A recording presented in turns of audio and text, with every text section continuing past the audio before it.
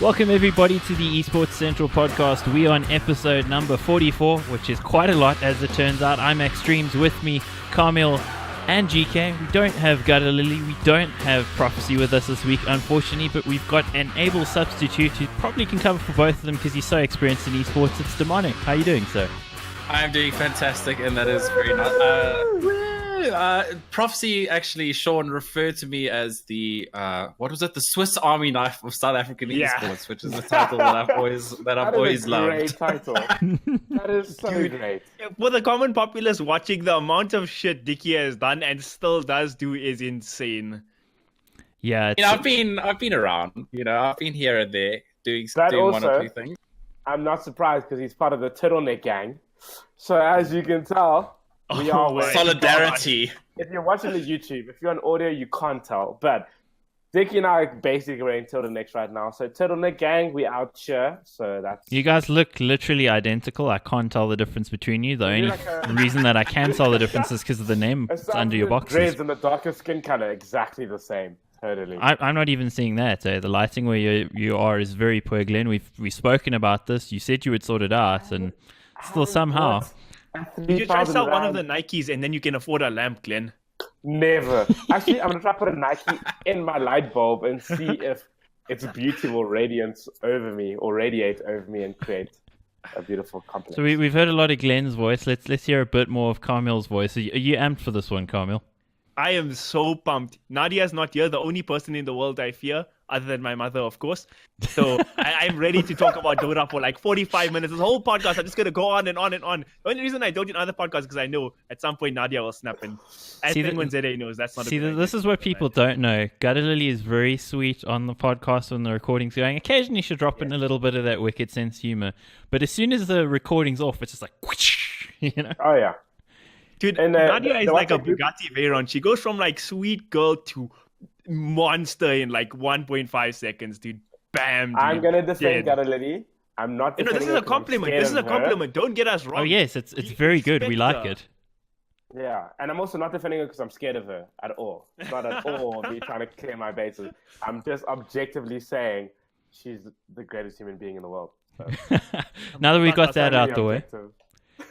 For anybody who's new to listening, the Esports Central Podcast, it's in the name. We talk about esports, opinions, our thoughts on what's going on in international esports and also in local South African esports. Been going for 44 episodes, coming up on that big 50 pretty soon, which is quite crazy to actually think. I mean, again, one of the OGs, Glenn. Like the 50th episode. I mean, we have Fire, Glenn. I don't know what it is. Okay, let's do something positive. That's positivity, if you ask me. The destroyer of esports scene. I'll tell you what. Esports podcast. I'll tell you what. 50th segment. You have an entire segment on League of Legends. What's happening? The news. What's going down? This is why I feel like I need to get input into who we bring on as guests. And yes, we all had a group discussion about it, but I feel like I have to have a greater say because I feel like this is what happens. You bring on special guests. So you're part of turtleneck. Okay, so tiny little Dickie story time. DGC 2013, 2014, somewhere around there. Ooh, I used to work for Telkom Gaming, so I was around reporting. Dota teams were waiting for the final. They had to wait for the other semi-final to finish. You know what the entire team was doing? They were playing League of Legends. and that's players in that team included Charles Welp, who is considered to be one of the best players in the country. So... take of that what you will. See, the interesting thing about that is we got accused a few times, actually, in some feedback of listeners that we spoke about League of Legends way too much at points. So. Oh, really? Yes. So. You hated on League of Legends a lot. No, we spoke about it a lot in very loving terms because we had Holden ZA and Scarlett who both, Holden commentates on League of Legends. Oh, my God. And I was getting to you. You're still here. They're gone. They're dearly departed. And that's why he doesn't talk about LoL anymore, because he knows the boot's coming if he does. But we were like a legit news show at some point, man. Yeah, we spoke about news for about 15 episodes, and then it's sort of... Then I joined, and then I just started throwing fucking flames like the monster I am. As it should be, I think. I actually much prefer, personally, when I listen to podcasts, I've already read the news on DeSoto and the Score Esports and stuff like that. I don't need them to tell me. I can read. I'm more interested to know what does somebody whose opinion I'm interested in actually have to say about it. So, while we were called a breakfast show, which is also great. Breakfast show, yeah, we did get called that. Thank you. That was great. I feel like we are definitely a breakfast show. I don't think I don't accept that compliment, because he was you and G-Max put him in like. He was just defending himself. It was like self-defense after the fucking onslaught you gave that guy to it. And now he's just like, okay, let me just like the Esports Central podcast. Otherwise, I'm going to get fucking destroyed. It had nothing to do with, firstly, just to clarify. That meme was funny, dude. That meme was funny. Let it go. Okay, whatever. Point is, he commented us separately to that discussion. So, anyway, point is, whatever. Shut up. Shout out to Brett. Thank you. We are definitely the breakfast club of esports in South Africa. We just have a lot more F-bombs than a typical breakfast show, you know. We will have to clean that up for TV one of these days, but one day. You never know. You're edgy. You're an edgy breakfast show. An edgy breakfast show that is not into edging on television. Oh. Anyway, we'll leave that in case anybody wants to Google that. Please don't. Your slogan can be, you put the edge in esports. Wow, that is so early 2000s, Dickie. Think about it. Don't give him credit. Pretend it's lame, and he will steal it afterwards, so we don't have to pay royalties. I think that's fantastic. So, actually, for everybody, again, maybe just to contextualize DeMoNiK a little bit more, he mentioned that he was involved with Telkom Gaming, and that was for a very long time. They became VS Gaming. He's now his day job, his gig now is Mettlestate. You run all the tournaments for Mettlestate, right? Yeah, I'm the operations manager there. So on the front end, I run all the tournaments. On the back end, it's all the documents, all presentations. Like I do a lot. I speak to you guys and organize you guys for tournaments and things and get you paid. And you get shouted at as well. So whenever all the time, I get shouted at all the time. Mettlestate, you are the guy that gets tagged. And whenever I see DeMoNiK in a tweet, I'm like, oh, here we go. People have said Mettlestate. Let's see. And it's always like the dumbest reasons, but you're the guy that has to deal with it. The front line. Yeah, exactly. I try and help in every way that I can. And also, I mean, you have quite a bit of 10 years in esports journalist writing. When you were with Telkom Gaming, you wrote a lot of results pieces and stuff about tournaments and that sort of thing. So it's fair to say that you've been involved in all sides. You also used to play as well at one point, yeah?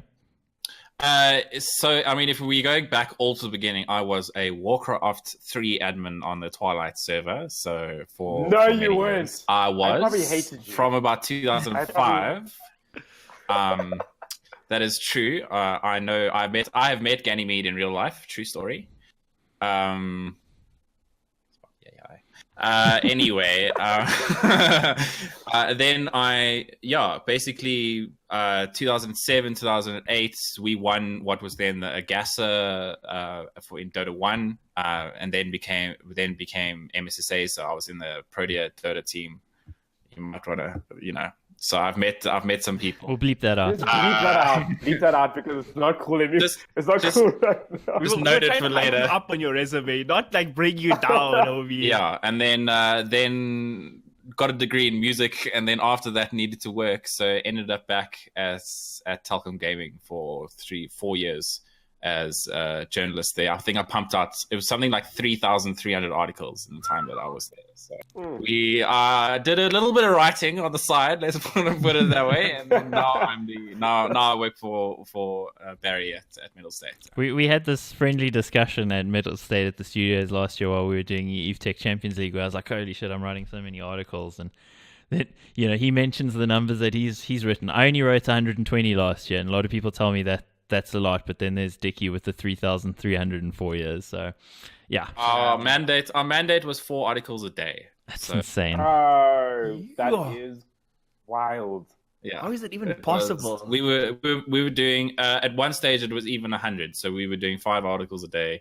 So everything from gaming news, I did that's why I wrote all the news articles, like kept everyone up to date on everything, regularly spammed results, like got interviews with teams. It's why I sort of got to know a lot of the communities quite well. Like just because we had to write so many articles, as a result, I had to go and ask people and find things to write about, right? So you had to go ask for interviews and like things like that. So as a result, end up knowing a lot of the players and still do know a lot of the players through that. That's absolute insanity, man. Absolute insanity. And also you got paid big bucks, obviously. I mean, each article was like minimum 300,000 Rand. I got paid 8,000 rand a month. Oof. Oh, well, That's actually, to be honest with you, that's actually better than most places. Like even in like nowadays, like literally this year. I could work from home. So Yeah, I feel like that is actually pretty decent for writing. I mean, look, it's a lot of articles, right, for sure, but that's better than most people are paying. if anybody goes onto VS Gaming's website and looks at the articles they have there, they must sticky because the articles are like a year old at minimum and like completely irrelevant. Yeah, Battlefield 5 is about to be released according to the... Oh shit! For real? I didn't know that. Sure, who would have thought? Hey, no shade to my VS Gaming peeps. Please. Dicky's like, these fucks don't want me to get hired ever again. I still regularly speak with Infi and Mooney. Obviously, we keep in contact, especially when it comes to incidents in the community. So, organizing schedules and all of that. If someone comes to me and says, "Oh, this is happening," I go to him and go, "Listen, we've had this come to our attention. It's standard friendly stuff. Like we're not. People think that for some reason like we're enemies, and that's completely untrue. That would be way more fun, though. Let's be honest. I mean, like if you wanted to make a movie about it, like the esports scene in South Africa coming soon. Basically, the Social Network, but made now and about this. Yeah, maybe. We actually totally have to find a movie about like blokes that they seen. Like it would be the most ridiculous thing, and if you wanted to the scene would play out, and it would be like, that's ridiculous. That's so unrealistic. That didn't happen. And you have to show them the evidence. Be like, yes, people actually react this way about everything. There's plenty of material to make a movie out in the scene as is. We don't need any of this spice. So just unneeded. Just for context for our non-South African listeners or viewers, 8,000 rand that you mentioned is what you were making. That's about $550 a month, which, considering what he was doing. So now let's just extrapolate it to if we were making a movie. The stakes are high. $500 on the line. It's like, okay. So we did our trailer guy. That was actually a really good movie trailer voice, right? Yeah, that was literally honest trailer voice. I can do voices. I just don't do them on broadcast because they're not called for. No, there's always a chance for like funny. Okay, that's a dispute. Never mind. Yeah. Keep it going. Anyway, I did some voiceovers for the state, and it was hilarious doing that because I thought I sounded like terrible, but then they add some echo and they like deepen your voice a bit. And suddenly the audio guy's your best. We've done a few VOs where they're like, no, we can't afford an actual VO. We're gonna Glenn just come in. Nico's a god, so I love that. to him. We've spoken a little bit about what you've done, Mr. DeMoNiK. We've spoken a little bit about what we're going to do when we get into the world of movie voiceovers, and also we've wrecked Kaameel a few times. So I think that kind of bookends the beginning of the show. Now we've got to move into the meat of it. We've got to move into some of the esports news that's happening and offer what we think about it as self-proclaimed experts. Self-proclaimed, are we? Love it. Yeah, okay. I'll go with self-proclaimed. I'm a freaking expert. Self-titled expert. Beetle once coined me the world's most okayest Dota 2 caster. # made it. That's you deep. Absolutely have. You totally Well, have. Beetle must remember that I am Richard 1 and he is Richard 2. So That is a strong claim. I don't know. That is a strong claim. he can confirm this is a fact and has never been questioned. I recall a Skype group where you were referred to as Big Dick and he was called Little Dick. Was that? That is also true. Speaking about clones, check out beautiful segue. I just want to put that out there, as long as everyone can appreciate how well I segued before I ruined my actual segue into the next topic of what we're talking about. Battle Royale, where there are a bunch of big dicks and little dicks all over. Apex, obviously, has become quite a big dick in the Battle Royale genre. I know, we're so bad at this. But anyways, yeah, so basically Faceit obviously have announced a Apex Legends tournament. Obviously Apex is one of those recent ones to come into the Battle Royale scene. And it brought a lot of really cool features into it. And so, yes, they kind of came to Battle Royale quite late. But one, the launch is really smooth. And then the features they added where you can have a command to speak to people without having to actually use your mic was like made it like a huge, huge plus. So they have a tournament now. So basically it's the Faceit Pro Series Apex Legends tournament with a prize pool of $50,000. So that's nothing to laugh about at all. That is starting at the end of May. So I mean, it's pretty cool. Why I've brought a good topic worth talking about is just kind of in the sense that obviously Battle Royale. I mean, we've spoken on this podcast before, and Rich, obviously, I'm keen to get your opinion on it, but we've normally kind of shit on Battle Royale quite a bit when it comes to sort of esports. Is that what we're not going to do now? I'm kind of disappointed. Yeah, well, we need some consistency in this podcast. I mean, we will. But what I'm saying is, though, one, I like that they're kind of taking a more balanced approach in the sense of like it's $50,000 as opposed to Epic going $100 million, the little Dr. Evil sign kind of thing. So I like the approach that they actually, for me, the reason why the price was $50,000, it means like they're actually quite serious about it. Like they're trying to make it legitimate as an esports, which again, hard to do with Battle Royale, but it's a good start for them, and I think I'm quite excited to see how Apex does do. Because I think relative to all the other Battle Royales, for me personally, having played all of them, for like a fair amount, I do think that out of all of them, Apex has the best format or the best sort of gameplay mechanics to make it a more legitimate esports relative to the rest. So we'll dive into that in a sec. Just what you were saying there about the $50,000, that's actually over 8 tournaments, so 8 tournaments of $50,000. So it feeds even more to what you're saying about potentially being more realistic, sustainable, less, shall we say, sensationalist, and possibly more something that can exist in the future. Yeah. So I actually have thoughts on this. One, I'm totally in defense of Battle Royale. I cast the Mettlestate PUBG League, both the Open and the Pro Series, every week. So I love PUBG. I think as an esports, it's clearly in front of everyone else. Just in terms of its spectator, the viewing experience, what custom lobbies, just things like that they've added to the game just to improve it as an esport. So like I think PUBG is killing it. Apex is really struggling. There was an article released I think a day or two ago that they're down 75% in players, like because people are getting like general viewers. Yeah, I think it was players, and it's dropped in viewer numbers to almost nothing at this point. So they're actually in a little bit of trouble because they released the game and nothing really has happened since. Like the one season pass is not enough. Like this is a really good first step, like in the right direction, right? To show cool, we are committing to Apex as an esport. You know, that it also shows us that there are going to be custom lobbies coming. If it's either going to be on Faceit, I don't know if they'll release it to the public or not, but you know, they might just keep that as an exclusive deal. But that is a good first step because it goes, oh, okay, you know, we're actually committing to this as an esport. We're not just going to keep it like the casual sort of thing that it is. So I am super excited because I love Apex. I am way better at Apex than I am at PUBG. So it's the other way around for me. So. But I will say, when I did come in, I actually had to review PUBG, and obviously I'd come back from the background of having played Fortnite and like enjoyed that game, and I had to review Black Ops 4, and then I was obviously through reviewing Black Ops 4, obviously played their Black Ops version. So I came from like kind of those two very like distinctive like big hits in terms of Battle Royale.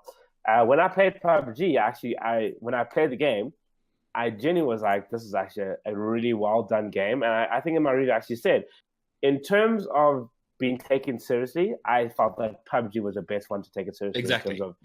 And it absolutely is. So when you said that, PUBG is doing so, I can completely see that. I'm just surprised, and genuinely I'm surprised that Apex is doing that badly from what you're saying now in terms of its statistics. Because I thought that Apex would have taken that route that sort of Fortnite did with the rest of them, where Apex is like a little bit more casual, and it has a lot better features, or a lot more friendly team environment sort of feature, more like fun features, if I can put it that way, like fun in inverted commas. I would expect Apex to have hit PUBG harder than it did, or harder than it did.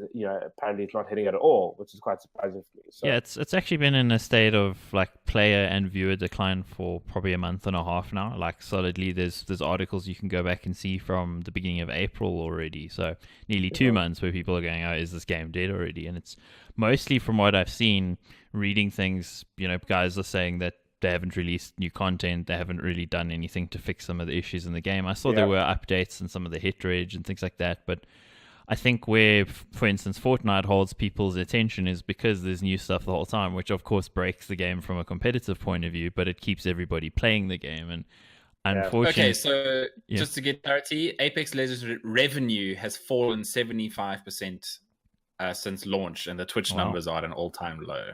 Yeah, I'm not surprised though, because again, it's the kind of game that initially appealed to people just wanting to play something that's fun. All the streamers were playing it; they were all involved. I'd imagine probably some of them were given some incentive, shall we say, to be streaming those games in the first place. So, just the sustainability hasn't been there, and they haven't released new stuff, which I can understand they wouldn't have done because it's not the kind of game that necessarily you could drop hats and things into that are going to make people play it. Unlike Fortnite, where you can drop in a new item all the time. So it's just interesting to see where it's at. I do think what something we were talking about off air that's quite interesting.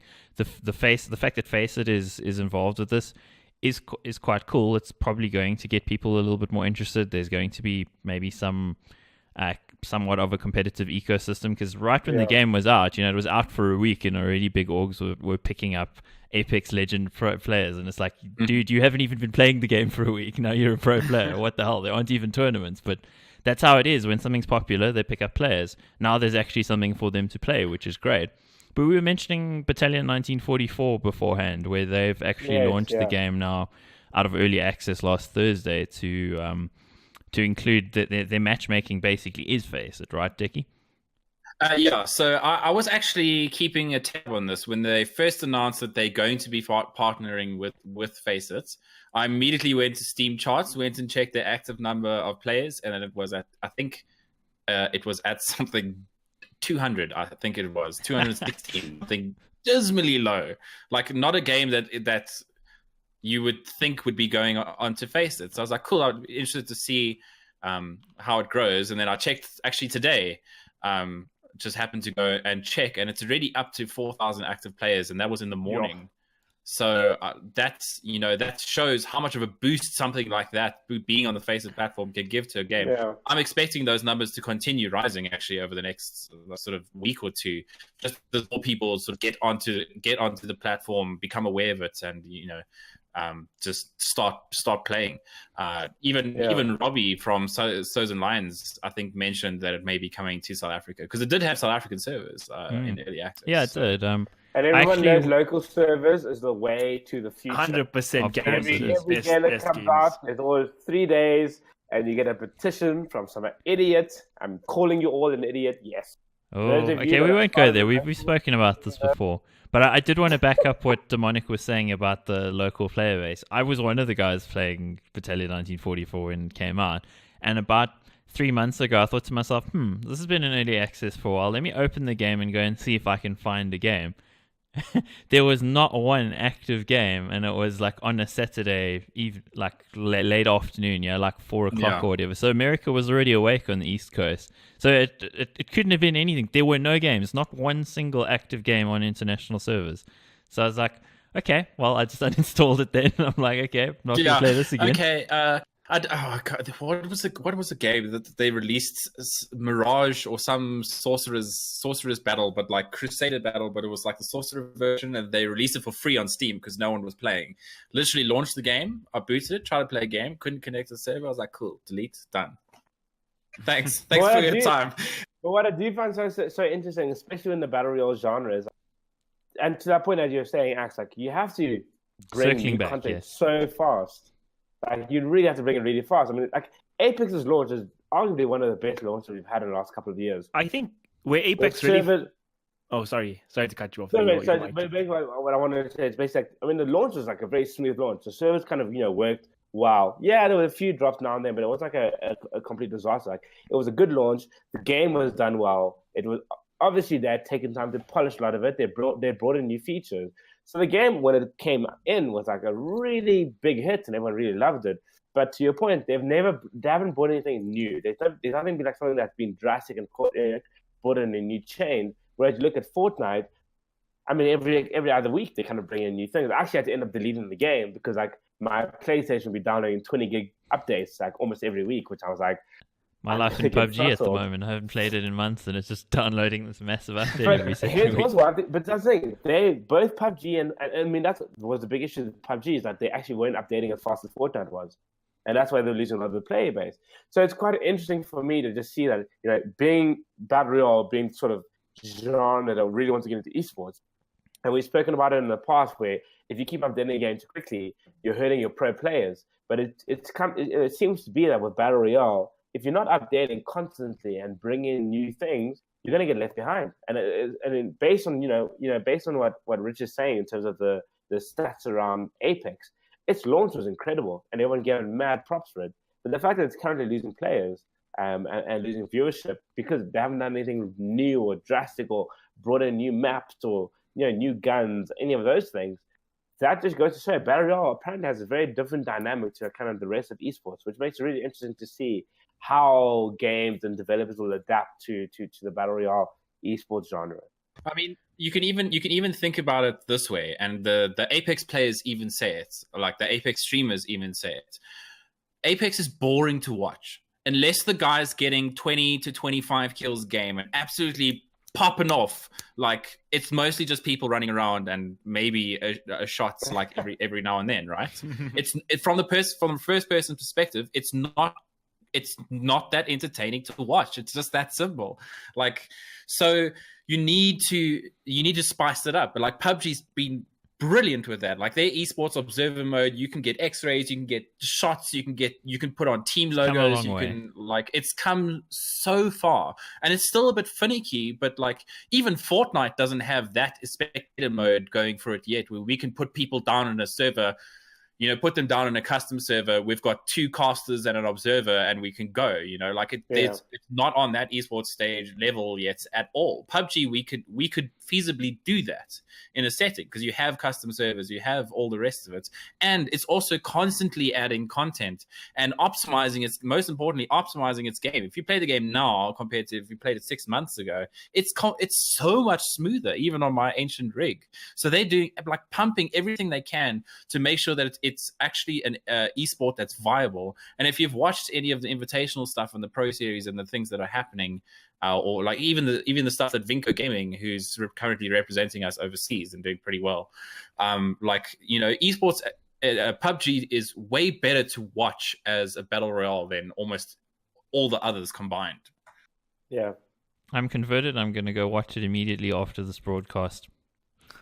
Well, actually, my PUBG team will be watching this, so holla at my boys. I'm actually genuinely interested in what you're saying, though, because it is good to hear. Because when the very first PUBG tournaments came out, that Berlin Invitational that they had, and all of those sort of events, that ESL event last year, it was horrendous. It was terrible. I'm really glad. I haven't given it another chance in the last couple of months. I watched some stuff in probably February, and there was still a few little niggles, but it's interesting what you're saying. I'm keen to check it out because I see a lot of people that are involved in PUBG talking about how good it is to watch. So I'm actually keen to check it out. So thank you. You have converted me there. I will report back on my findings. No problem. Come watch the Mettlestate Pro and Open Series casted. When is it on? Myself, Godfather, and then myself and Batman every Tuesday and Thursday. Actually, we're currently in season break, so it'll only be starting in June. But come watch in June. Okay. Well, once I'm done with ESL SEC, sure, because we're on every Monday and Thursday. So same issue. Podcast recordings on Tuesdays. I'm sorry. Anyway, we shall move on. So I think let's hit something else that could be interesting, since we like to bag on Overwatch League because it's just so much fun to bag on. It's great. We'll talk about Overwatch League again. And if you're tired of hearing about Overwatch League, we're not. So that's really where it's at, guys. So the news last week, and here's a piece from Richard Lewis on the DeSoto site, but it was news a couple of days before that. Nate Nanzer, the commissioner of the Overwatch League, is joining Epic Games' esports team, which is quite interesting. He's been the sort of chief evangelism officer, so to speak, of the Overwatch League. He's credited with a lot of the actual marketing behind it, getting brands involved. Like, some people have called him almost a magician in that space, and getting big brands invested in it and interested in it. And his name has great alliteration in it too, so I'll have to give him that. But What does this mean for Don't, Overwatch no, hold League? on. Don't give props to him. Okay, he didn't name himself. Give props to his parents. Okay, they clearly decided, cool, Nate Nanzer. Give props to the parents. Don't give him credit. Okay, yes. Credit removed, rescinded. Absolutely rescinded. So this No, piece... look, it's interesting. I mean, and we're known for it. We've been called out about it as well. Called out. People have complained about it. We shouldn't Overwatch a lot. We do. And I think there's always good reasons. And as I say, there absolutely is good reason as to why we feel the way we do about Overwatch. The way that they tried to build the league was like very unorganic or inorganic. I don't even know how to non-organic. That's no issue with it. But having said that, the thing is, one of the big things we did highlight in the past was the amount of money that Blizzard sort of asked upfront was already kind of a big flag for us. Secondly, the fact that how many players, like professional players, have left to go, I don't want to do this. I want to go stream instead. And now, thirdly, you have your games, like your commissioner, leaving mid-season. Like, it's not like this is planned or like, hey... But it's not just leaving, though. It's leaving to go work for Epic. So, I mean that's a huge flag. Let's just think about the context of this. So, Overwatch League has the most money, is the most successful, is the greatest. You know, that's kind of how it's spoken up. And he's one of those people who's done it. And I was like, okay, peace. and off he goes. Mid-season, not waiting till the end of the season. He's, as of the 24th of May, he's gone. He's absolutely gone. So we're talking about him moving to potentially handle Fortnite, and now with Epic acquiring Rocket League, he would be evangelizing Rocket League. So if this guy's as good as he is, which I think he actually is, honestly, looking at the kind of sponsorships that Overwatch League has landed, like Coca-Cola, Toyota, and these sorts of things, and the fact that they're charging up to $60 million for a franchise, and people are actually paying that, he's freaking good at his job. So we were saying something like Rocket League, it just needs a kick in the butt to get going, because it is actually a very appealing product as an esport. It's just never seemed to quite get there. Somebody like this could definitely do that. And our misgivings about Fortnite, somebody like this could probably smooth some of those over. Now, let's also be clear on this. He's often smoothed things over from a PR point of view, but they haven't actually changed anything in the game. So don't expect custom lobbies in Fortnite because Nate Nanzer's there. But certainly it'll look a lot shinier, which I think is a big positive for Epic. What does this mean? Also, I think it means that Epic's got more money than Blizzard right now. That's straight up where it's at, guys. I'm not even surprised. And yeah, it could mean we could see Coca-Cola skins as well on Fortnite characters, But I mean, there's the big topic around the esports bubble, right? But I think, like, many people have already stated that if Overwatch League has to fail, if the Overwatch League has to blow up and fail, it will have catastrophic effects on the rest of the esports scene, because Overwatch League is like the first real mainstream attempt at esports. Yes, I know League of Legends has franchising and shit, disagree with that, but the level of scale in the Overwatch League is way bigger, in my opinion. CGS was Overwatch is not going to have repercussions in the rest of the fucking league. And when I said league, the rest of esports, I 100% disagree with that. I think that is like a marketing spin that they've done by going, oh yeah, we have teams that are based on traditional esports, traditional sports leagues, and they're all based on different cities or whatever. Fuck off. Overwatch. If Overwatch died tomorrow, there is absolutely no one else would feel shit about it. No one would give a fuck. And I'm going to be very explicit about it, because I'm telling you that whole discussion. That's what you think. Yeah.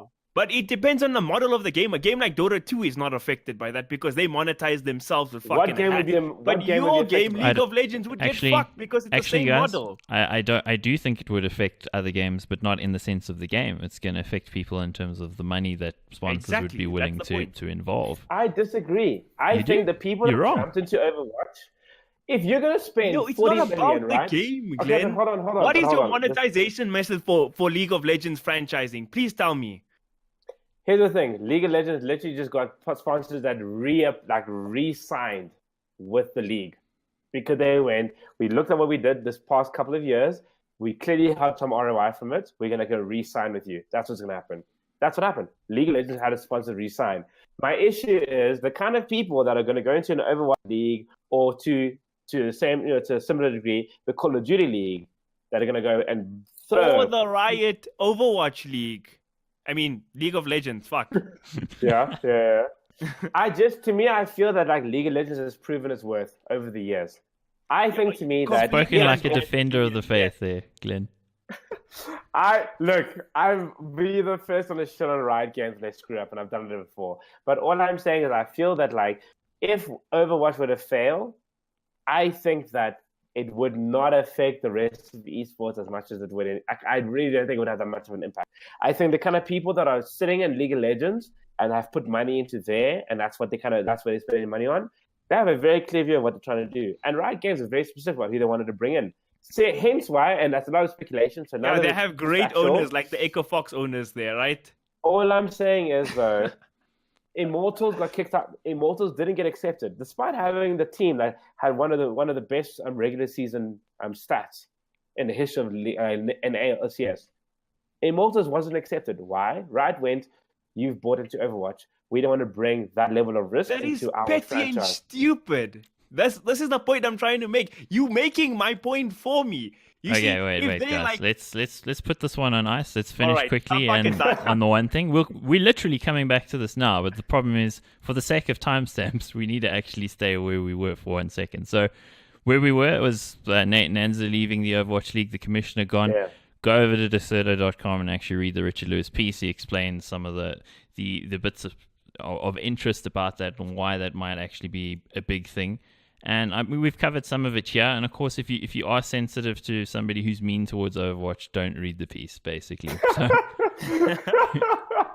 So if you're a sensitive reader, avert your eyes to, because of course he's going to say that, you're going to have to console yourself with the news with some, Overwatch hentai. So, that's just how it's going to be.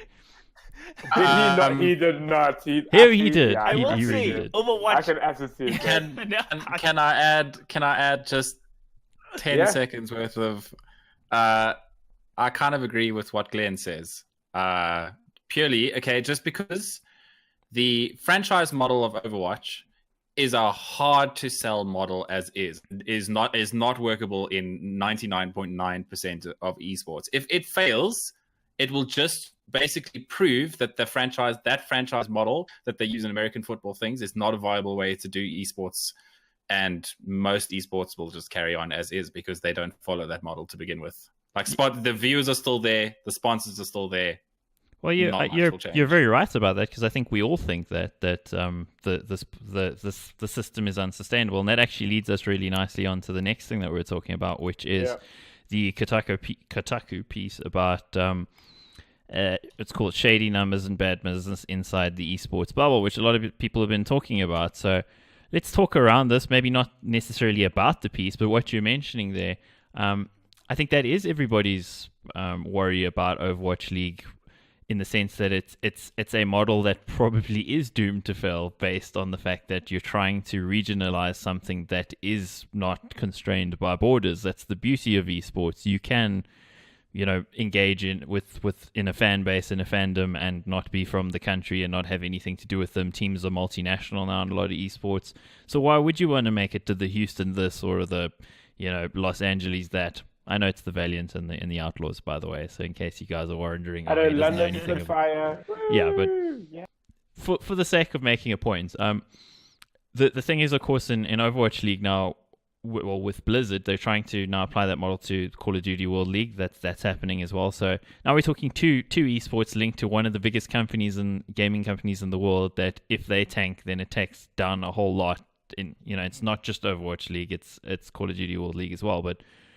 Linked to that, you said the sponsors might stay where they are, and that's an interesting one to me, because I don't think that they would. I know the model is different, but to a big sponsor, if the thing that you loosely understand is esports, you're just a 60+ white man with in a very nice suit, you don't really understand the difference between this, that, or the other. You're just going, I threw my money at esports, I'm a venture capitalist, and it died. So. Don't you think that would hit investor confidence if you'd invested tens of millions and it just sort of goes into the ether? I mean, there's always that risk factor with any esports, right? It's just a high risk business as is. You don't know if something's going to work or not. You know, you may get a sponsorship from Papa John's for a Dota tournament. It may turn into one of the biggest memes of all time. Like, this is not something that you could ever predict, or like, which I loved that tournament, just slightly for the record. So, I mean, like, yes and no. Like, as someone that sells esports on a regular basis, the way that it's our job to make them understand, right? As a 60-year-old white man throwing his money at esports, that perhaps a franchise model is not the good way to go forward. It's on us to make sure that he makes a good like investment to begin with. And there are plenty of people out there that can sell. I mean, ESL are killing it at the moment on all fronts. Like, so I know, I think esports will be just fine. Okay. Where do you fall on this, Kaameel? Because you seem to have some strong opinions there.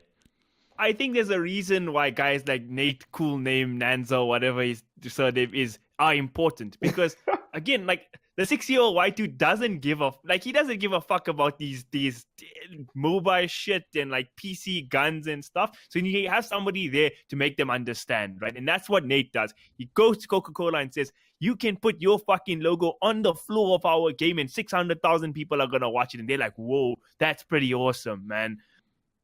So when you do that and you get the likes of Toyota, Coca-Cola, whatever, jumping on your brand and it fucks up, I think it's a bad look. I think if you're investing into ESL and it fails, I think it's a reflection onto the scene, not a reflection on ESL, because I think when ESL do a job, it's a good fucking job. But I think when you have Overwatch League and people are dropping rumored between 60 and 120 million or whatever to invest to buy slots there, you're making these big sales, putting it on Disney Channel and shit, and it blows up, it's a bad look. I will stand by that. So we do have a historical precedent for this as well, because there was something called the CGS started in 2005, went until 2008. And that was something a lot of people saying esports was in a bubble at that point, and it died because of that. And in some senses it did. 3 years of a like reality show / tournament thing happening in different games all simultaneously wasn't sustainable. And you can kind of see when you're spending like almost $2 million a month on salaries and stuff as a broadcast company doing it. And it also happened right before the financial collapse in 2009. So a lot of people say that set esports back very negatively because of what happened. But esports is more developed than it was at that point. Certainly we're at a much higher point now than then. But there is the possibility, something blowing up could potentially negatively affect us. Now, if we look at this Kotaku piece, which a lot of people have been talking about, it's very, very long. First off, it's the same person, Cecilia D'Anastasio, who wrote the expose on the systemic sexism within Riot. But you can see it's a very long piece. I think the overall point of the piece is pretty on point in a lot of spaces, just explaining how the perception of how big esports is perhaps slightly off the mark in some ways. But it also goes to a lot of lengths of trying to sort of establish things as fact that are really based on more hearsay of like, here's 2 examples that are vaguely similar, therefore this is actually what must be going on. We don't have concrete statistics in a lot of what's mentioned, and everybody knows Newzoo is complete bullshit, so trying to quote that as well as it's just not furthering the arguments. There's a really nice piece from a guy called actually Lopus on Twitter, Tommy, who's the he's the vice president of gaming or something at Immortals. So he speaks about it in some depth, being he's an investment banker, and obviously you have to like sort of slug through all these anti-Tesla slug through all the anti-Tesla stuff before you get the gaming stuff. But it's worth looking at for sort of a counterpoint. If you're looking for a counterpoint to the piece and you actually have the patience to read the whole thing, I think it overall makes some good points. But maybe is off the mark in others. Let's not go into detail. But what we are talking about as an overall sort of thing is, we were mentioning is Overwatch League something that could take down esports? Well, let's extrapolate it further. Is esports a bubble, guys, or is it about to pop, or we all about to be out of a job? Let me go before Glenn starts, okay? You can see him revving up. I think the article itself is good at highlighting the greater issue of the esports bubble, but I feel like the term esports kind of bottles our thinking, because every game has different monetization methods, right? Like I was talking about Overwatch League, if it fucks up, it has effects on the greater scene. But Fortnite wouldn't give a shit. They don't need some grand-ass tournaments. They just sell hats to kids. That game will be successful till the hats become boring, right? Dota is the same thing. It doesn't matter if the rest of the Dota scene dies. Valve will always have the hats in TI, so they'll be monetized in a way. But I think... So I feel like it doesn't address that there's different monetization methods for all these companies and different esports. But I think on the grand scheme of things, Cecilia does like open our eyes that there's a lot of bullshit, which I think esports insiders already know, but I think for the greater populace, it is a useful article in that sense. So credit to her. Go, Glenn. Shout us. Like, so I mean, those are good. Those are points I absolutely do agree with, 100%. But I think to me, whenever people sort of mention, I know it's a shock. I think maybe I'm drunk. I don't know. Maybe How many beers have you had? Are you already getting on that new company? It's the power of the turtleneck, you know. I feel like Kaameel just dropped roofies in my drinks when I wasn't looking. Maybe just drove over here, dropped them in, and then left, and that's why I agree. And when he passes out, I'm going to go and steal his stickers. Wow. But no, look, I mean, in all seriousness, I think that whenever people talk about an esports bubble, it's weird because I mean there was always obviously the .com bubble, and that's what like the term of the bubble. I mean the .com bubble really solidified what that meant and kind of the repercussions of it. And I don't think we've ever really seen another bubble that was as significant as that, really, in that sense. I mean, I know, you can obviously talk about sort of the housing crash, but that wasn't so much of a bubble as it was just, sort of corporate greed and bad regulations. So when I look at the esports bubble and people talk about that, I don't think it's so much a bubble as like everything's going to fall apart. I think that everything's just sort of getting to the point where it's being overvalued, but it's going to rectify in a more sort of restrained way.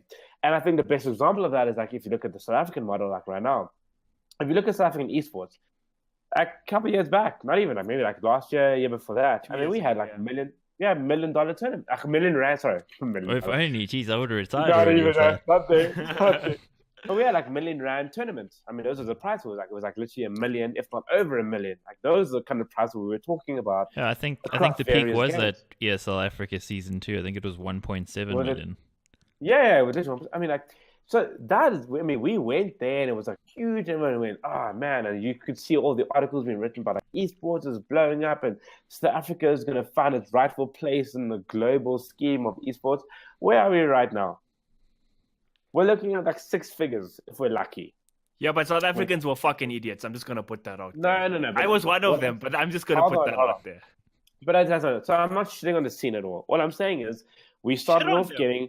We ran away. We had 7 figures, right? We had like 1.7 million rand with prize pools. We've now gone all the way right back because we finally realized, because brand have finally realized how much they can actually put in and what they're going to get out of it. I still think we're above what we're supposed to be getting. If you look at ROI, if you look at kind of the viewership we have, if you look at like the level of influence that players have and talent, when we don't even deserve the amount of prize we're getting right now, but whatever, that's where we are right now. So what I'm saying, out for you, Glenn. People are coming for you, bro. Destroying esports here.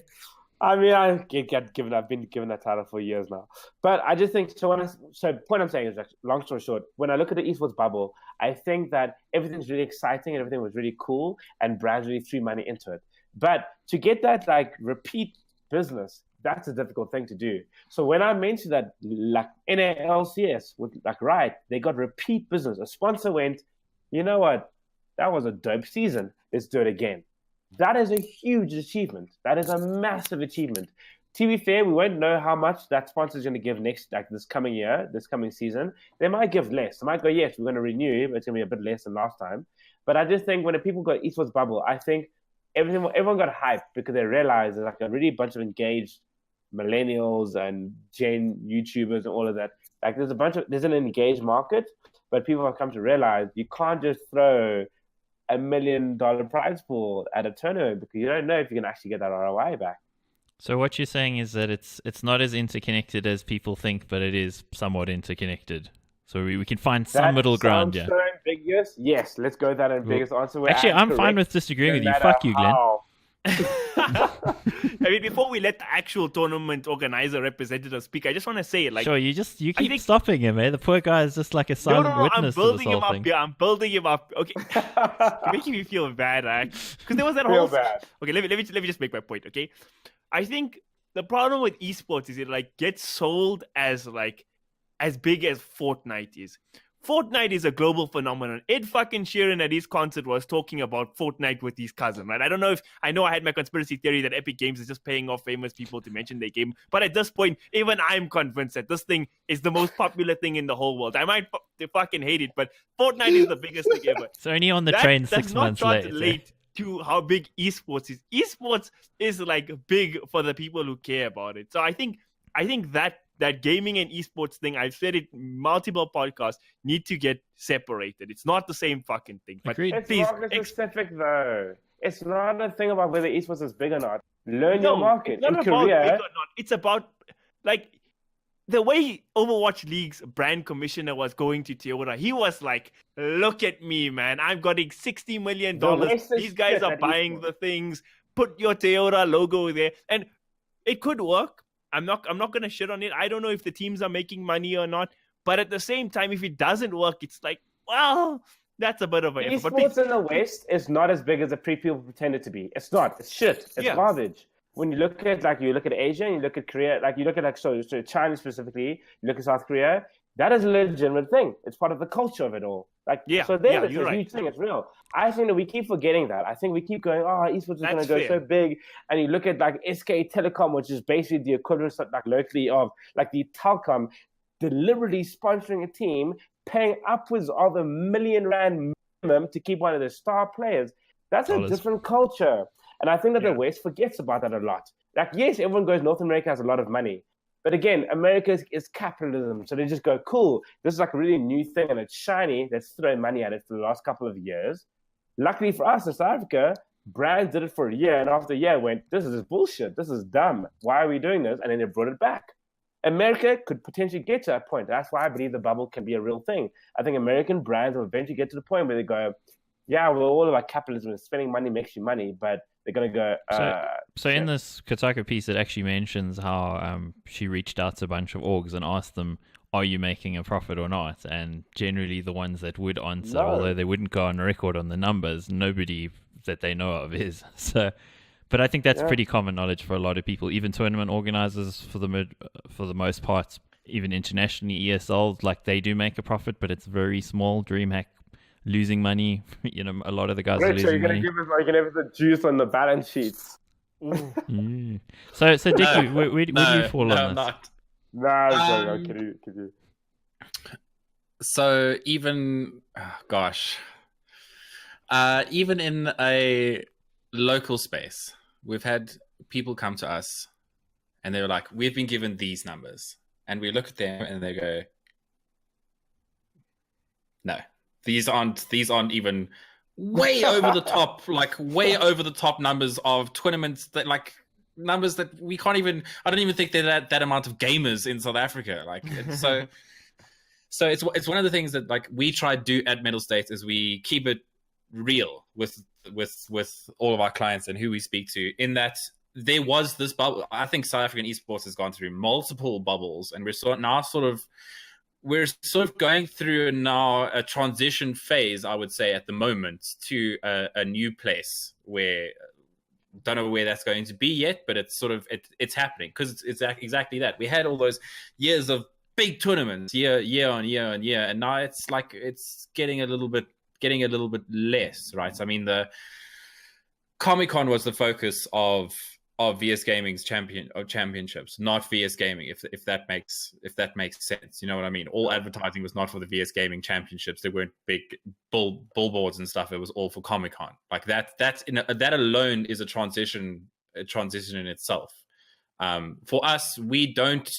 There was that R1 million tournament that Mettlestate started off. I wasn't involved with Mettlestate at the time, but they started off with that R1 million tournament. But our tournaments are, I would say, fairly small for the most part, because we know that model is not sustainable. It's not a sustainable model that works. That's why our league structures are offering just a little bit of money. 10,000 rand on a esports scale is nothing when you've got like $25 million tournaments, but at least it's something for the gamers to play for every month or every season, which is like every six weeks. And that's a good starting point, because like then we can get the gamers. I can tell you that our engagement from a social media perspective is actually really high compared to most other markets. I mean, we're sitting at the 8 to 10% mark for social media experts. You generally sit at a 0.3 is the industry standard, right, for your social media interaction. And that's also because we always try and get the community to engage with us. And it's one of the things that we're always open to be spoken to get suggestions. My door is always open, and people come to me. I mean, all three people that I'm speaking to currently have spoken to me at some point about one thing or another. So, we try have that engagement with Richard, can you would you care to confirm or deny these allegations? That's the kind of thing me and Glenn bring to you, right? That was a movie voice right there, and I loved it. So I would so locally, the bubble. I would say the bubble's already popped. We're now in a different space, and we're moving towards a different space, especially with stuff like Ikasi and the Ikasi Fest that's coming up. Yeah. I mean, drama from that aside, that's an amazing initiative by the guys out there, and so I really respect it. So would you say that we're moving to a more realistic space, though, as opposed to kind of the big dreams we have? Would you say then, coming from you being part of like an organization like Mettlestate, would you then say we're moving to a more realistic and more sustainable space, or do you think we're going to going to the trash #dead game kind of shit? No, 100%. We're going towards a more realistic space, because as you said, if you want repeat business, you can't oversell this. It's so important. You can't oversell esports, because that's the thing. They come back and you give them your numbers and they go, "You promised us this. We're not coming back." End of story. Yeah. That's a brand, and in some cases, major brands that have been burnt like that won't come back. So you have to, if you want esports to succeed, I would say this: if you want esports to succeed, you have to keep it real. Yeah. Like we can't. People that are overselling it are only doing the industry itself an injustice at the end of the day. Out of context, that just sounds so stupid, though. Like, if I had to put it in text, it's like, if you want esports to succeed, keep it real. Keep it real. Don't do drugs, kids. And I'm going to say this, I was moved by that real, by the way. But that's the thing. It sounds so fucking obvious, but very few people do keep it real. Exactly. He's right. And we've called out articles in the past, even on this podcast. We have called out articles in the past that go, esports is blowing up and blah, blah, blah. And there was a recent article that also had that headline. And again, I'm going to fucking... I'm going to mention it. There was that thing from Financial Mail where it actually has one of the subheadings, South African publication, where it says, "Show me the money." It's like, who is this journalist and why is he so freaking ignorant? So we're all laughing here going, that's obvious. But the reality is, a lot of people are still writing, they're writing that. And there's been a bunch of people as well that have backpedaled, that have gone, esports is blowing up, and they backfilled and went, okay, actually it's not really blowing up. See, I don't even think people remember the first esports bubble in South Africa, which was, there was a tournament at Rotanga Junction. I'm not sure if it was Arena 77 or it might have been some other company, like a 2006, 2007, somewhere around there, that the Oak walked away with. He took all the prizes and he moved to the UK or somewhere in Europe and was never seen from again. Like that stopped tournaments. That stopped big tournaments for like a year after that. No one was willing to touch the stuff because they're like, you're just going to walk away with our things. No, you see, I remember things. Yeah, it's true. And I'll be the first also to say, I mean, I've written an article, so I went like, take gaming seriously. Like, and then I've dropped there's things. So I'll be the first to admit, like, I also got swept up in the hype about it all. But I feel like in the last 2 years at least, we've all come to the realization that, yes, there was a lot of hype sort of coming into esports, specifically locally. And I mean, we're going to get into local esports later, but nowadays, like, when people globally are talking about an esports bubble and giving their versions, why there's a risk for it. We need to take note of that because one, South Africa, for whatever reason, we still feel the need to emulate global scenes. But if that global scene is saying there's a bubble, and I'm speculating here, but I will say a lot of those reasons is what brands like Blizzard and them are doing, where they just go throw money, set up a thing, like, pretend like it's been growing for years and years. Unlike you look at Dota, you look at League of Legends, you look at CSGO, where those grew organically. You're now seeing scenes like Fortnite, and I'm going to put them in the fucking same league. Look at Fortnite, look at Call of Duty, you look at Overwatch. They're throwing money into trying to create the same scenes that are already established. But what they don't understand is those became organic. Because a lot of people fight it. Like, a lot of people crash and burned trying to create the same things that happened in those. And I feel like now we've got to, because there's so much money around, there's so much hype, and you see Fortnite bring in mainstream dancing. You bringing up Fortnite again. I want to correct you there.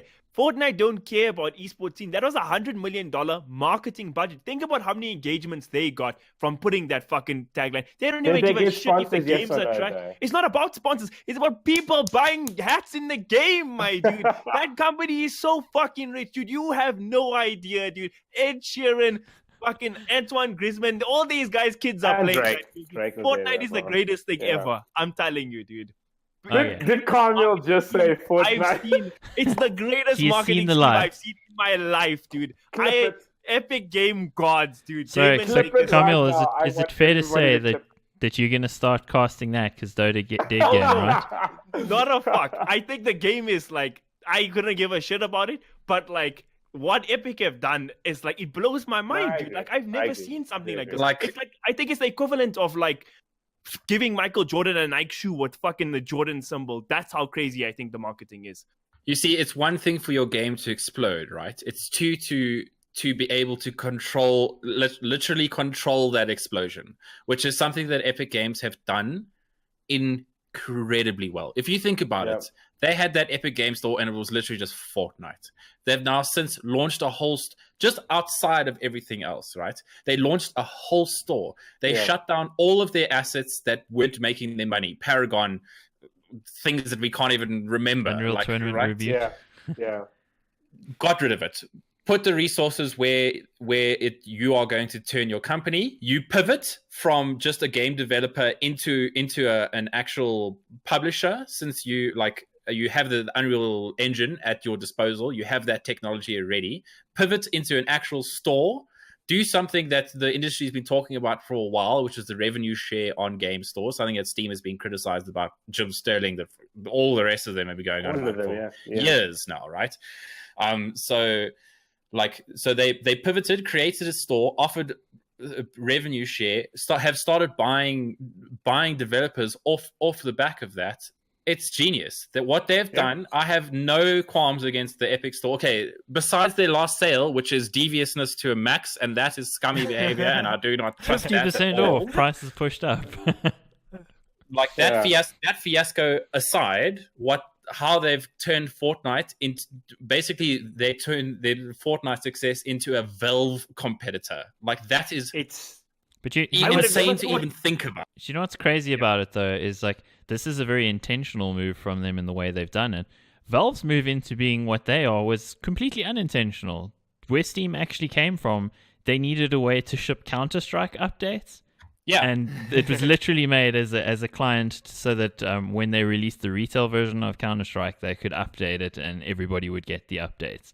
That's what it was envisioned as, and from there it became a store. So like theirs was almost accidental, whereas you look at that as Epic Games and go, well, they've been doing that now for what's it like, 11 years, 12 years?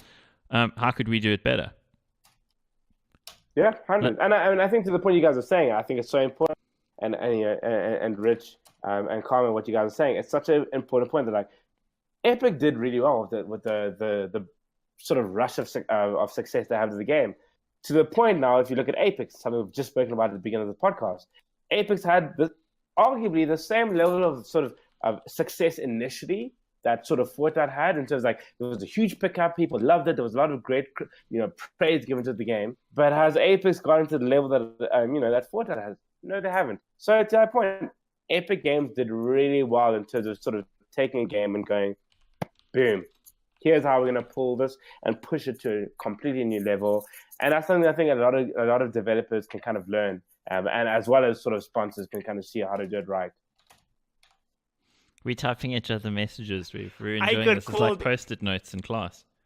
Ax just said yes, Queen to me, and I'm changing that to my Twitter name for the week. I fucking love it. No, he did yes, not. Queen. I totally did. I got my silver jersey on and everything. Wow. I'm the Queen now, bitch.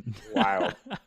Well, I think we'll bookend that particular section. That's over. International esports. We spoke about local stuff too, which is quite cool. We don't stick to the rules, guys. Feck the rules, as it turns out. But yeah, I wanted to rec Financial Mail's article. I so wanted to, but I guess I'll leave that for next week because I was reading it while you guys were talking, getting progressively more annoyed at how stupid it is. So if you would like to read it, go to businesslive.co.za and read Essays Flourishing Gaming Scene. The local gaming scene is flourishing, creating career opportunities undreamt of a generation ago. So my take on that is you too could be a bum mooching off your folks. Woo! Hot take. I feel personally attacked. I'm so there for it. I'm so there for Anyway, I had to do that quickly. We'll move on. Yeah, there's some guys who can make money, but most of them can't. So this is actually bullshit. But anyway. Speaking of local, though, people can also make a lot of money being racist, apparently. Ooh. Apparently, and here's the thing, and I'm gonna go in, right. Okay, last episode we really spoke about this last week, racism in Dota scene, and it's been a huge sort of spotlight thrown onto the Dota scene globally, and I mean that we did a lot.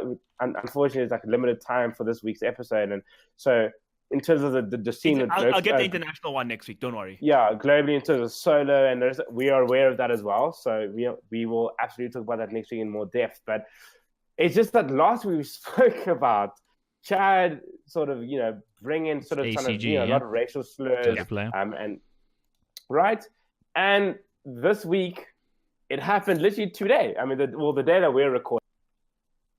Muzzy, who is someone he's not shy about being in the spotlight in terms of negative behavior in terms of local esports. So there are screenshots, and there will be an article on Esports Central. So by the time you've actually listened to this podcast, whether it's be on YouTube or through the Spotify or the audio links, Chris House is writing an article about this as well, sort of just detailing the issues. So you'll be able to read that article before we get into it. But for those of you that don't read that article beforehand, basically Muzzy is a local Dota player that's been in the spotlight for negative behavior for a long time. And he basically, long story short, basically kind of just throwing, kafirs, calling people kafirs in a. I'll bring up the screenshot. Actually, word for word. I'll literally bring it up here, guys. It's on screen. I mean, Axel will bring that up then, so you guys can kind of sort of watch out for yourself. And I mean, again, like I said, like we spoke about last week's episode, it's not what they've said. You can see it for yourself. It's on the public domain. It's out there for you to watch or to read for yourself. But it just goes back to the same thing we talked about. Like, this is not new for the Dota scene. And it's not new for the local scene either. And again, like last week's episode, we've spoken about how there's been various clips that have been put out by people going, whether it be CSGO, whether it be Dota, like locally. This is not new. And what made me kind of annoyed with Chad's sort of statements last week is like, no, but, the majority of the Dota scene is actually like, really nice guys. I feel like if in 2 weeks you have two massive situations of legitimate racism and racist comments being made, and people are not like really, it's that common that in 2 weeks you have two issues. I think to me that's a problem.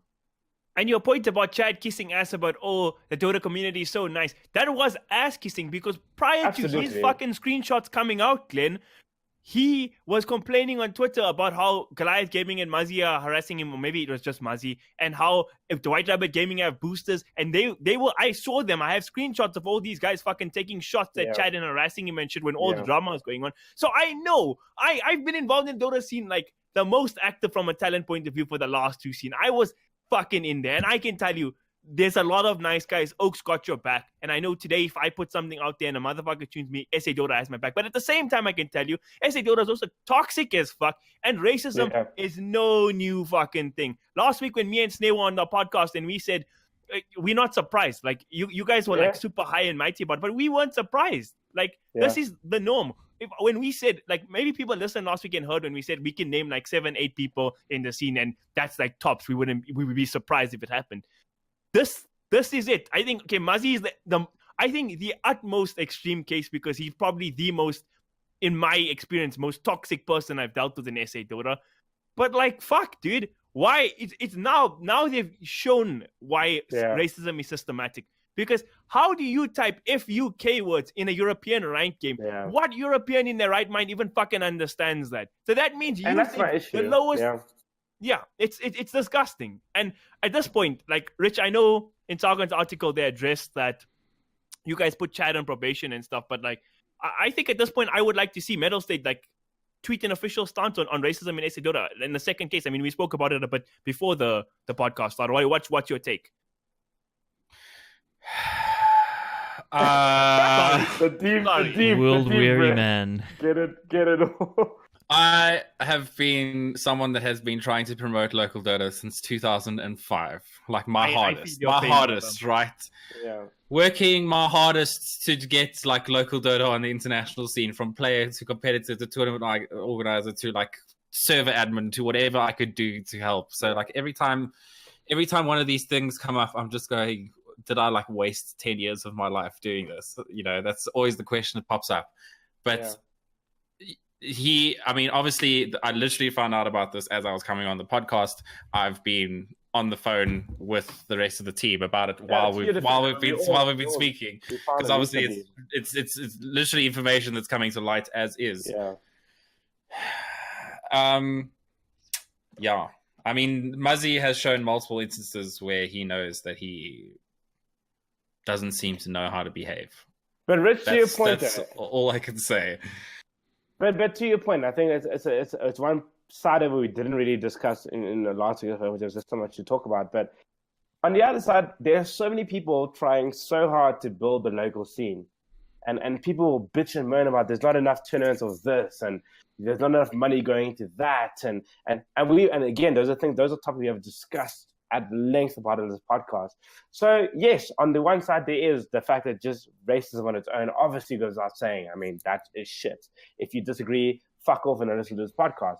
That is not okay, and that goes without saying, right? But I think on the other side of it, there are so many people of their nationality, doesn't matter, racial, it doesn't matter. People are trying to build the local scene here as best they can with what we do have available. So when you go on and fucking make these kind of statements and do this kind of, create this kind of behavior that is public, that brands will see, and I'm going to guarantee you right now, I would bring this to brands and go, you cannot pick this kind of a player right now because here's what they've been doing. Don't invest in Goliath Gaming because this is the guy who plays people. It's true. People think that sponsors don't see this. We've had clients come to us and go, we want to invest, but I show that to my clients.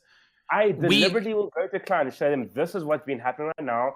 Here is what is going on. Here are the people you're not supposed to work with. But the point is, to your point, Rich, it's what makes it even almost just as bad as just the fact that it's just racism is that you're tearing down so much work that everybody else in the scene has been putting in.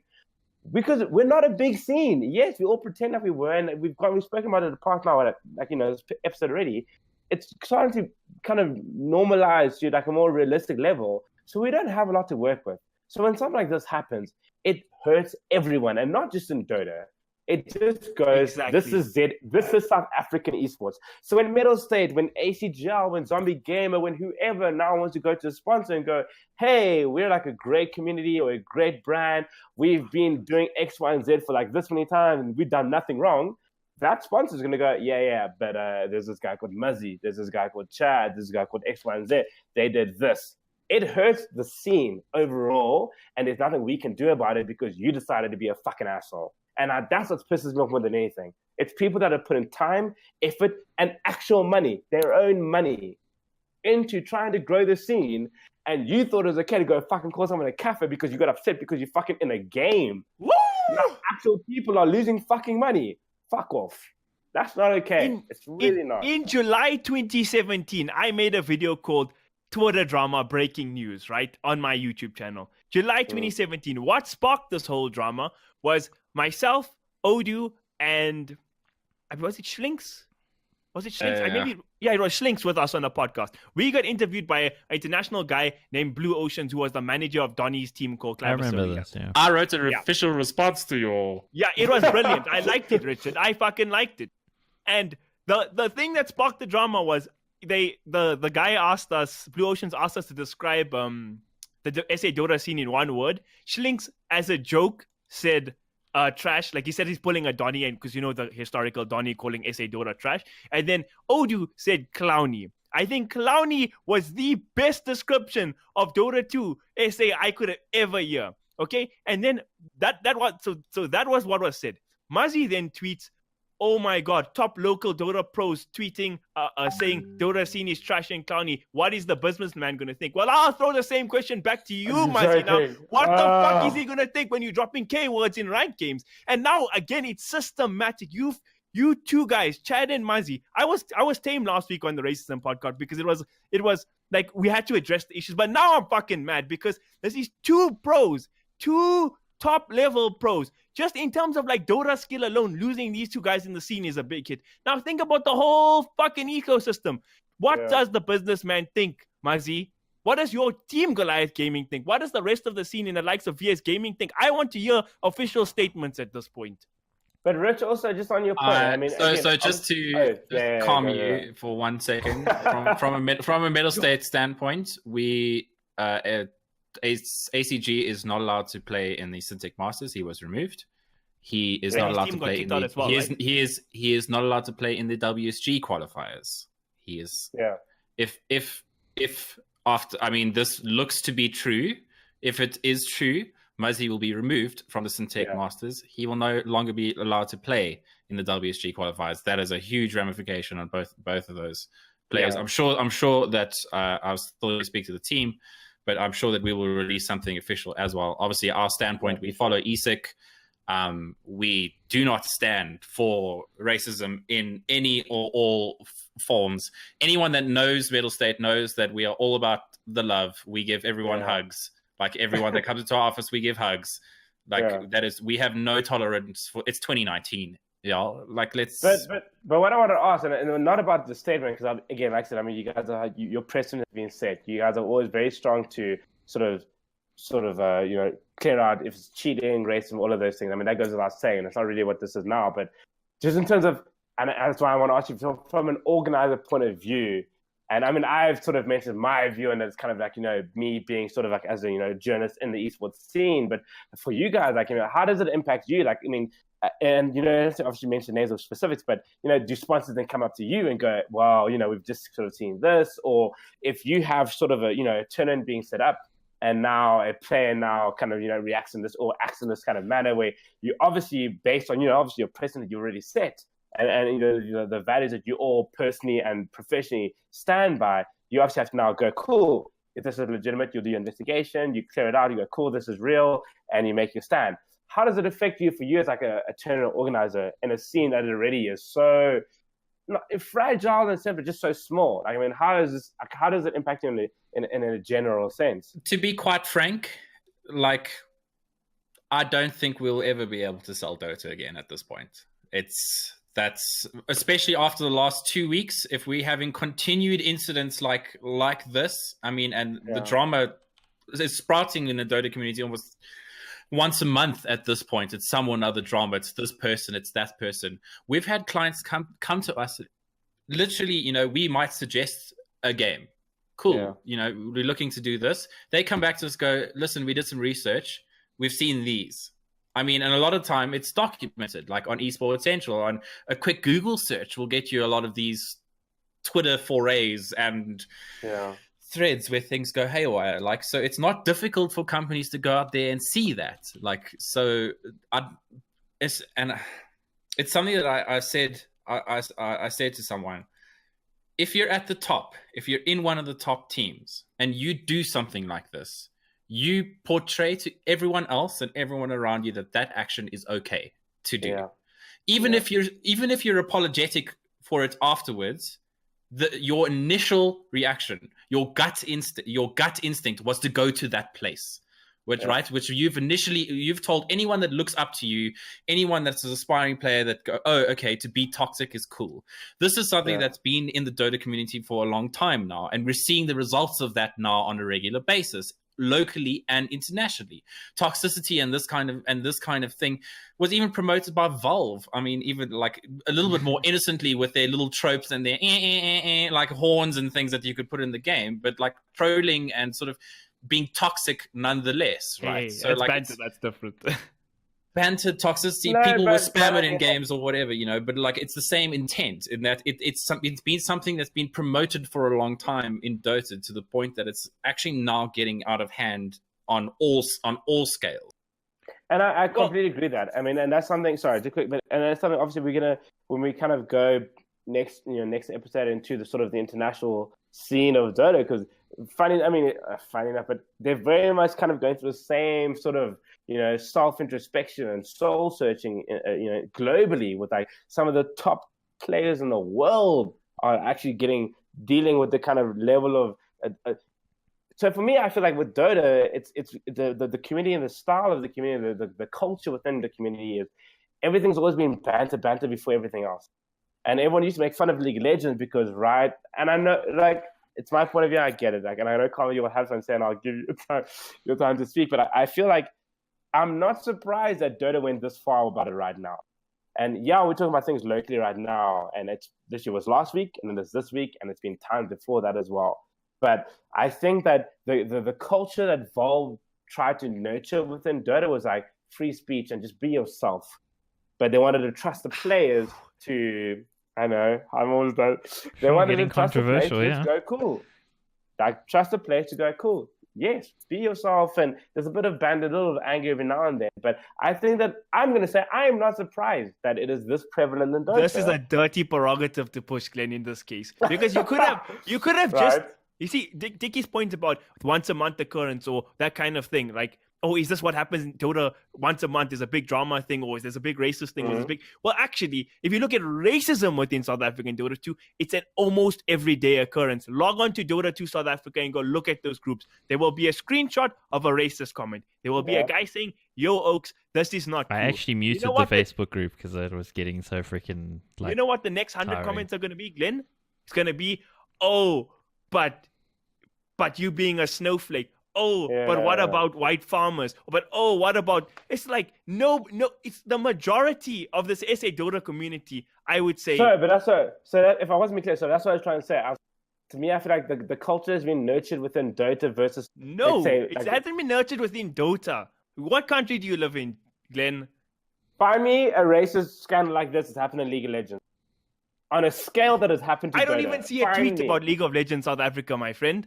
It does not happen on the scale of actually, guys, let's not go down this road because we're gonna get a little bit distracted. So, I'd actually like to say a few things on this. I want to bring up the tweets. You guys have the link to the tweets, so actually just look at it. But I want to point out a couple things on this tweet actually, which I think maybe bears noting, shall we say? So, first off, this Twitter account is brand new, 1 follower. Probably was, if I had to guess, it was probably created today. Only tweet, in fact, is this. Only 2 tweets is this. So I'd say this is probably expressly created to actually bring this to light. The game in question, if you open the link that's over here, it was actually 7 months ago. So somebody's gone back and found this.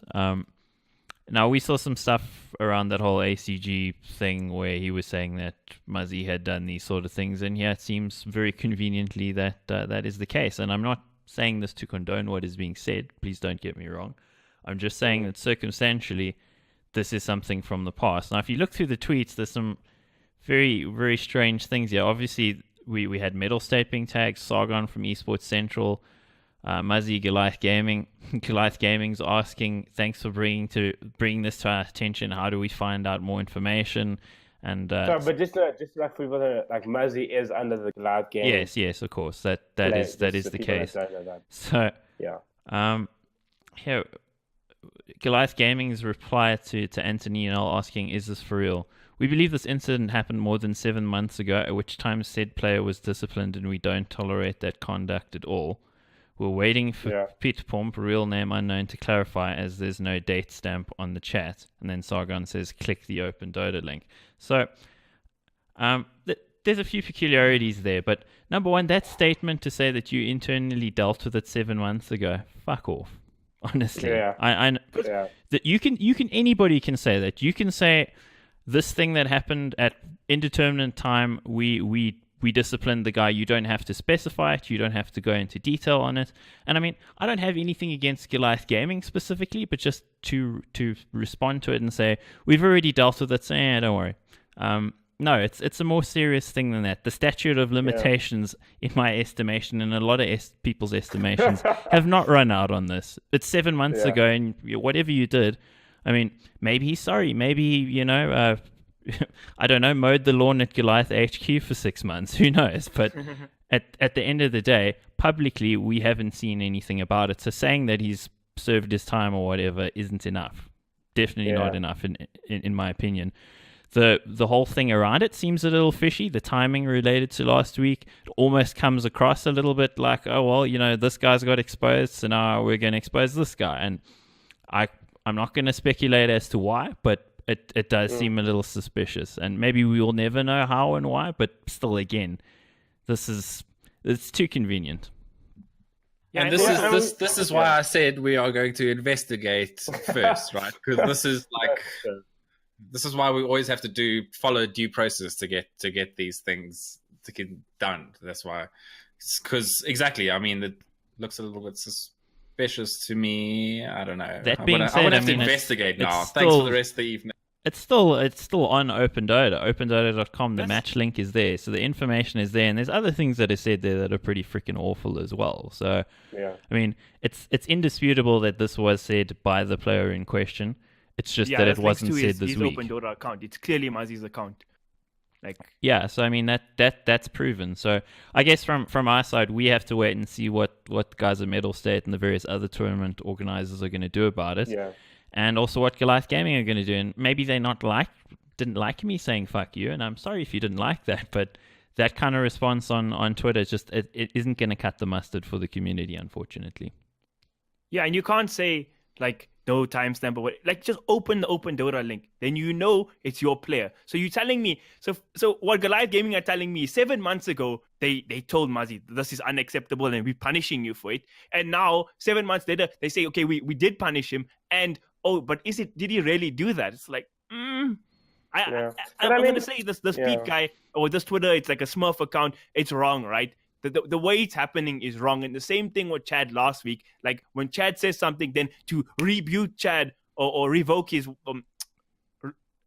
dispute what he had to say, you go and shame him with the racism thing. The intentions, I'm going to say, are not pure. I know it's not pure. But at the same time, we can't get distracted from the real issue here. That's just my take. Yeah, the intentions don't change what was done. Yeah. And that's what we mentioned last week. I mean, we said it with Chad. It did look like someone went, oh, okay, cool, we're in a fight. And it was part of what we had said. The issue, one of the big issues with local esports is racism isn't exposed to go, this is wrong and we need to deal with it. It gets used as a weapon, which is really just so disingenuous, because it's just kind of I'm only going to expose the stuff. So basically, if someone now is only exposed to stuff that is 7 months old, that person that is exposed, and we don't know who that is, like we said, it's a new account and everything's sort of being investigated. And, as Rich also said, they're going to have to do investigation. No one knows hard facts other than this was said by Muzzy, right? That is a fact. Who exposed it for what reason, we don't know. But if you had sat on this for 7 months, you're not a saint that you decided to expose it now, right? And again, based on what we've been saying, there could be speculation that could have, with Chad from last week, kind of, that whole thing, and now this could be a retaliation thing. The point is, when you're bringing up these issues of racism in the scene, and that's what it's common locally, it's never used as this is wrong, we need to deal with this. It is used as a weapon. And to me, that it makes it almost even worse. Almost Agreed. As worse as the one making racist comments, because you're going, I never gave a shit until it was useful for me. So you think that guy's like, ooh, I'm going to sit on this now. Wait for you to make a mistake. Absolutely. I feel like we can strongly deduce that fact based on the fact that you sat on this for 7 months. And only after Muzzy got called out last week in the thing, only now it got brought to light. Like, or he went and looked for it. Why did he wait 3 that long? games. Yeah, I think he went to look for it, but still, the point still Oh, stands. no, sure. But Yeah. and that's my issue. And I think we've spoken about the issue with logo. And again, it's what we've all spoken about. The worst part about it all at the end of the day is, yes, Reddit's bad and, being shit out of people's shit. You're hurting a scene that is still trying so hard to grow, with so many people putting time and energy and money and for example, like, look, you can look at the order, like Mettlestate, like DeMoNiK, they all have to go now and have to sit down. Firstly, not spend time building a new tournament or whatever. They have to sit down and have to go review everything, go research, get conclusive evidence. That's firstly time that's being fucking wasted. And at the end, you have to ban a play that is arguably a good play in the scene. I mean, good player, not to justify, but it's shit for everyone. Everyone loses at the end of the day. No, absolutely. I think we've said a lot on this topic in the last couple of weeks. So, Richard, do you have anything else on this topic that you want to say from Mettlestate side or yourself personally? No, I think I've pretty much got ourselves covered. Gonna have to look into it, see if delve deeper. Yeah, for sure. Because information's still coming to light, like literally as we're recording. So yeah, exactly. This always happens for some reason on our podcast. All this stuff happens while we're recording. This is going to be my day tomorrow. As a result of this, I have to follow procedure. I have to follow up. I have to investigate. I have to go and speak to the players, speak to the teams, speak to the organizations. Try find.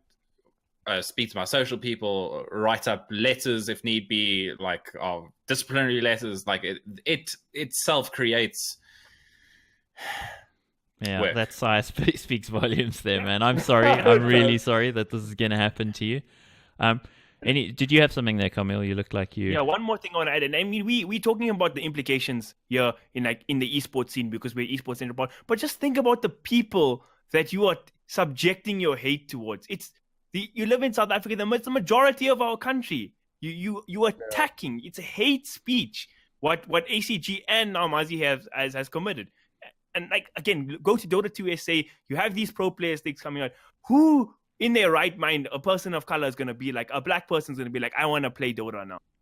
Yeah. It's not going to happen. And that's a shame.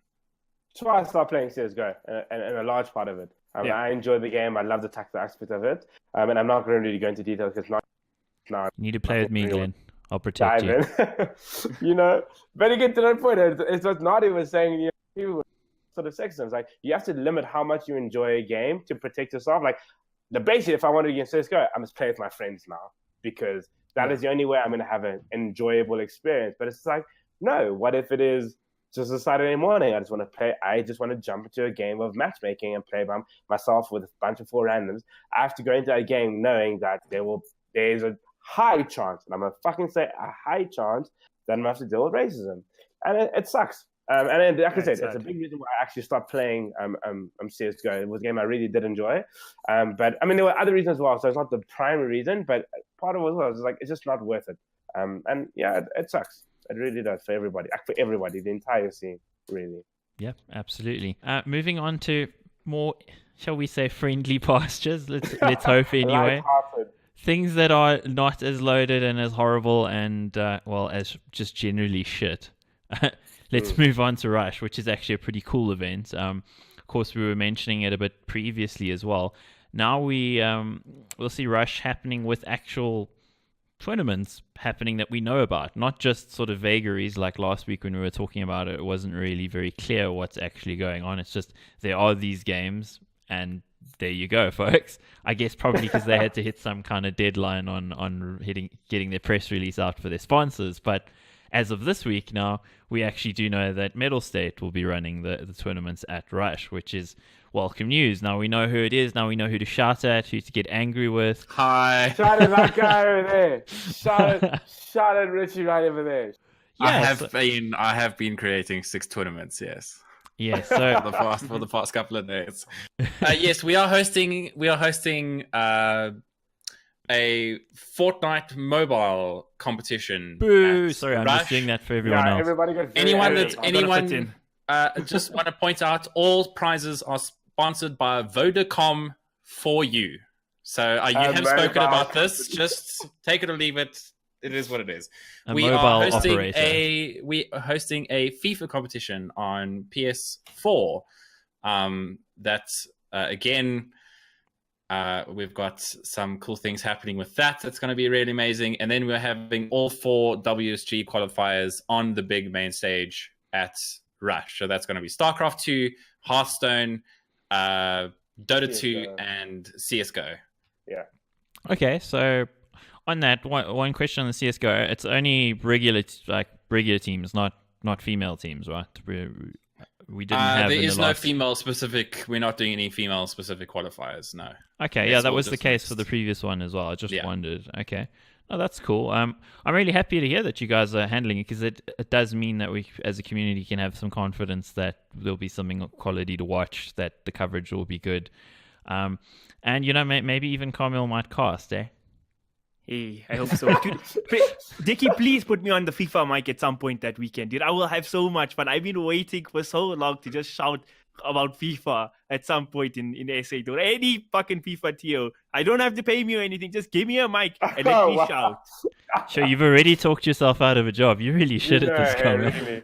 But what I will say just what a cast. We spoke about it in the previous podcast. We spoke about it. It was one of the times we even brought up. But mobile gaming can be a thing in a country where esports is still growing, and so Rich, you'll definitely know this, that when the Fortnite sort of mobile thing got announced, everyone people lost their shit. People were like, what? There's no Call of Duty. You're gonna do a kids mobile game instead of Call of Duty. Welcome to the business world.